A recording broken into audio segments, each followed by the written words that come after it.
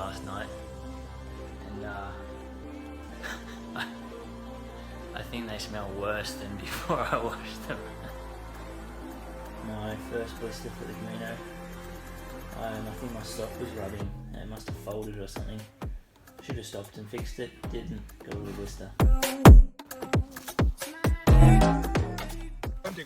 Peregrinos, peregrinos. Voy coming. Vamos, vamos. Vamos, vamos, vamos, vamos.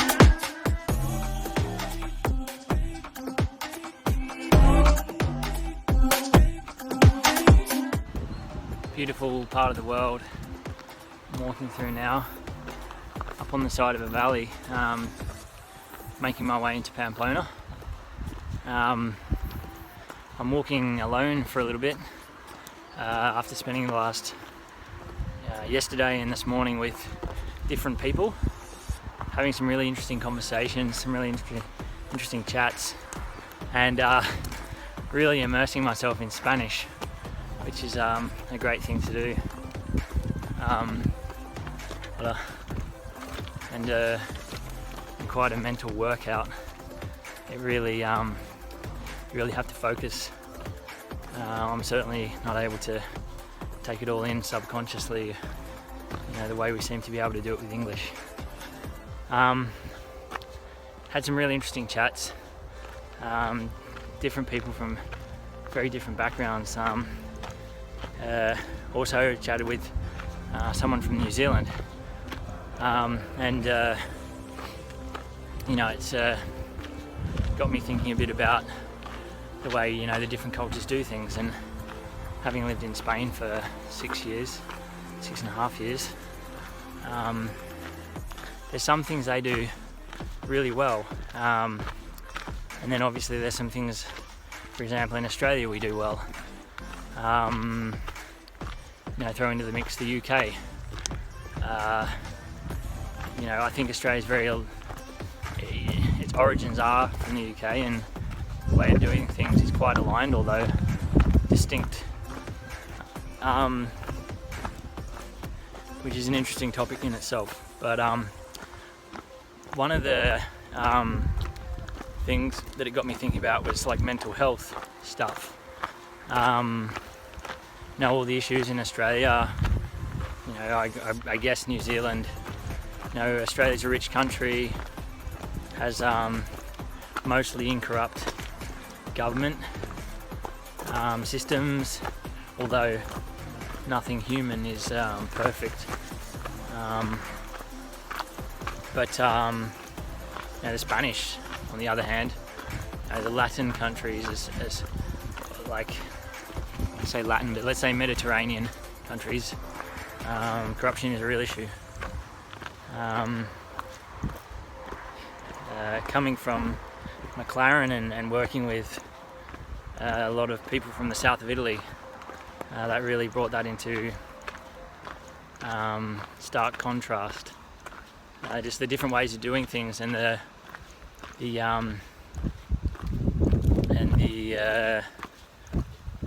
cultural differences, in the sense that some things are okay in some countries and they're completely not okay.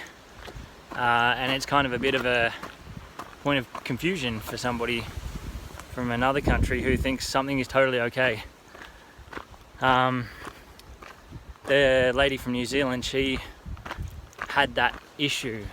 She's married and walking the Camino alone, but she actually had a bit of trouble with a guy from a different part of the world, an older guy who was maybe showing a little bit of an uncomfortable level of interest.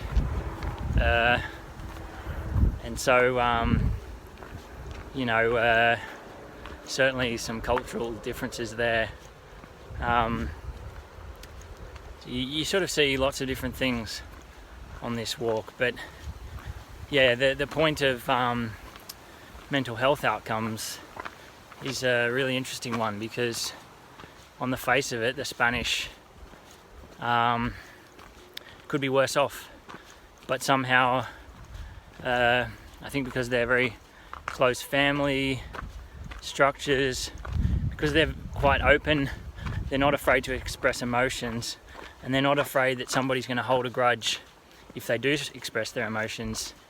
They get things off their chest, whereas in these British kind of originated societies or cultures, we tend to hold things in. We don't want to risk offending somebody or not being nice. But the irony is, by not being nice, we would be in some cases nicer to ourselves and nicer to the person in question. Because if you're actually transparent with somebody, you tell them what you think, it might help them. They might realise something that they hadn't realised about themselves and be able to react. So actually, are you being nice? On the subject of different cultures, Spain has an incredible mix of cultures. So we've just crossed the border, as it were, into the Basque country, which also known as País Vasco, which literally means País is country, Vasco is Basque. But the Basque country certainly isn't the only country within a country in Spain, or culture within a country in Spain. There's Catalonia, which has its own culture and own unique language. The Basque country has its own unique language called Euskera, which has no roots to Latin. It's literally, it doesn't have any roots to anything apparently. So it's a language completely made up from square one. Incredible. And that's the region I'm walking through now. Catalan, the language of Catalonia, is Latin based, kind of has elements of Spanish, French, Italian. Then you have there's some dialects, like I believe Valenciano is a dialect. But yeah, and then accents on top of that. You have all the different regions of Spain have different accents. They have problems at the moment with the different regions wanting to be independent. For example, Catalonia wants to be independent, and you know, so far peacefully, but strongly wants to be, let's say, free of the rule of Madrileños, people from Madrid. They strongly dislike people from Madrid. Let's say it's a bit like a rivalry. It's like you could say the sporting rivalry between Australia and New Zealand with the rugby, but turned up like quite a few notches. Chatting to the guys, there's some Catalan guys I've been walking with, and they, you know, I think underlying it all is the sense that their region is distinct. They have their own culture, they have their own language. You know, arguably, Madrid has its own culture, its own language. So why should that culture and language be predominant, let's say? But sadly, as with, maybe sadly is the wrong word, let's say, as is often the way with human things, politics become involved, and they become especially pertinent when things are bad. So the amount of Catalonians that wanted independence before, or that would have voted for independence before the economic crisis in sort of 2008, the global financial crisis, was quite low. I don't know the percentage, but let's say it could have even been as low as 10%. Now it's above 50% after the crisis. That was a big factor, and that's quite normal. If you look at history, you look at Germany, they had a massive economic crisis, hyperinflation in the 1920s, and through that Hitler came to power.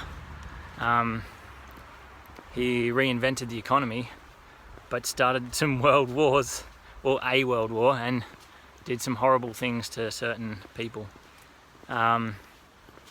Things can quickly get out of control when things are tough. But yeah, underlying it all is a sense that they have a culture, they have an identity, they have a language. I guess at the end of the day, it's of value, and it's something they cherish, and sort of fair enough. In my view, where things get a bit bad is politicians get involved. They actually lie about things. There was one famous Catalan politician, Pujol, who it was proven he was lying about things, and he said, I would lie again if I had the chance. I hate Spain. It's like, dude, is that helpful? I don't think so. So people get power hungry, and the masses start to follow the extreme views, and we're seeing that around the world right now, which doesn't bode so well for the future.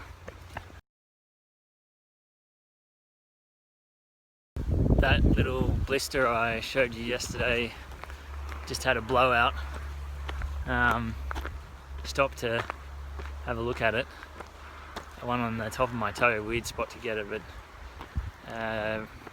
rookie error, when your sock is folded over inside your shoe and you walk 20 kilometers, can cause a blister. So yeah, the kindness of the other peregrinos, the pilgrims, it's amazing. French lady stopped and she was super attentive, and she's like super worried. I'm like, I'm not gonna die. Yeah, really nice, good people.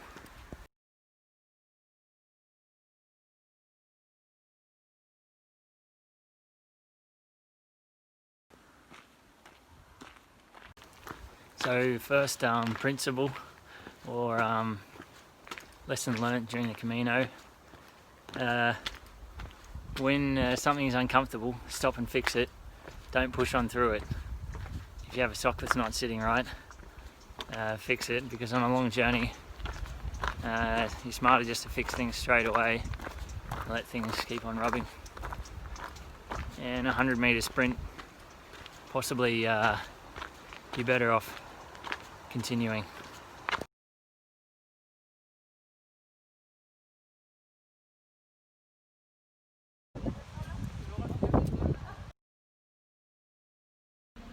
So made it to the albergue in Pamplona, right near the cathedral. Actually, really cool spot. Had a cool chat with a lady not far from where I live. She's walking the Camino, part of the Camino, alone. She, her and her husband haven't been able to have kids, and she adopted a girl from Nicaragua. She said that was been a really great experience. Yeah, cool meeting different people. Her husband's a bit of an entrepreneur, and she's a coach now. But she used to do freelance stuff and finance stuff. Lived in Boulder, Colorado, and Seattle for a while. Had a pretty interesting life. So meeting some cool people. Yeah, that's about it for today. I'm going to wander around a bit this afternoon, but that's it for another video. Hasta luego.